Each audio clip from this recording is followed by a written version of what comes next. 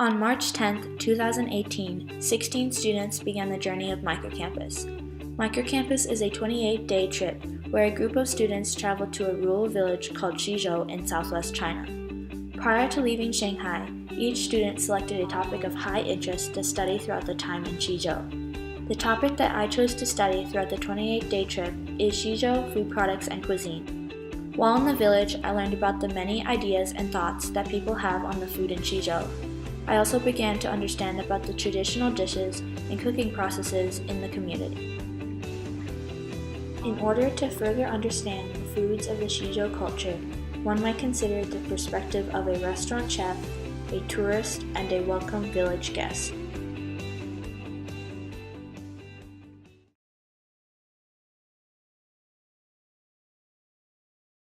Many people living in or visiting Xizhou have their own views on the food in the village. For instance, Dong Ayi owns a restaurant in Cifangjie called Jinhua Fandian, or in English, the Golden Flower. As I talked to her about her restaurant, I learned that owning a business takes a lot of hard work. She said, to work in a restaurant, you wake up in the morning, sometimes even before 7, go shopping, and then go to the restaurant to begin preparing for the customers. Sometimes Dong Ayi works for 14 hours a day. Dong Ayi is very proud of her work because every day she makes a profit, even if it's small. However, she is disappointed because this year has been harder than past years due to the fact that businesses along Arhai have been closed. Many tourists come to Xizhou to see Arhai, and because businesses have been closed, there has been a large decrease in tourism in Xizhou. In general, Dong Ayi likes Xizhou food because the recipes have been passed down over many generations. Just like Dong Ayi, Sun Nai also works at a popular restaurant near Cifangjie. Her restaurant is called the Yard Entrance, or Yuanzikou. She is very proud of her work, but she doesn't know if her work makes her happy. Sun Nai believes that there are more tourist customers than local Xizhou members that eat at her restaurant. She also believes that her customers do not compare her food to their hometown foods.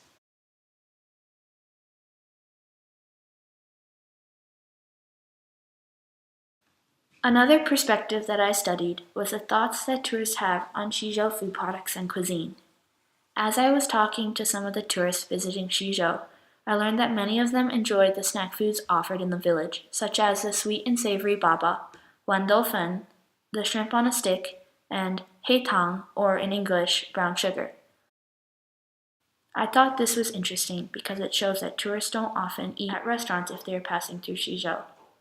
This reveals that it is really beneficial for people to open a stall or stand in Xizhou rather than a restaurant.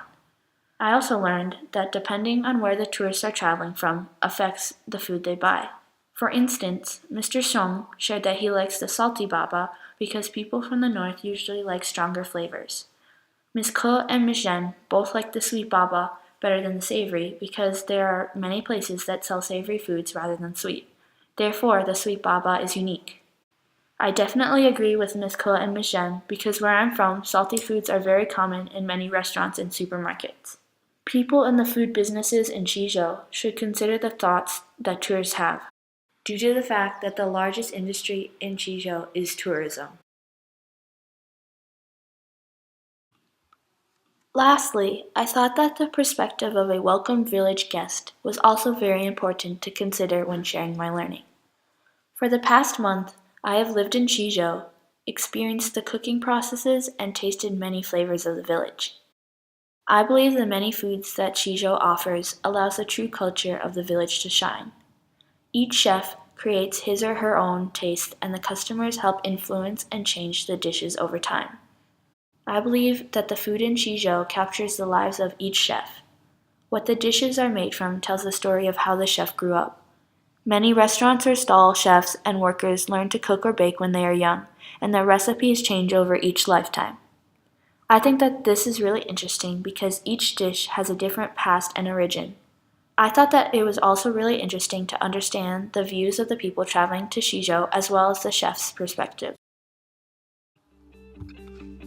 Having spent many days studying a variety of views that people have on Xizhou's food products and cuisine, I have learned a lot about the ideas that a Xizhou chef has, as well as a tourist perspective, and finally my own thoughts about the food in the village.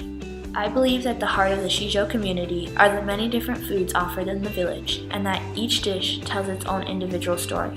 This trip has helped me grow in many different ways, and I am very grateful for everyone who has supported me throughout this journey.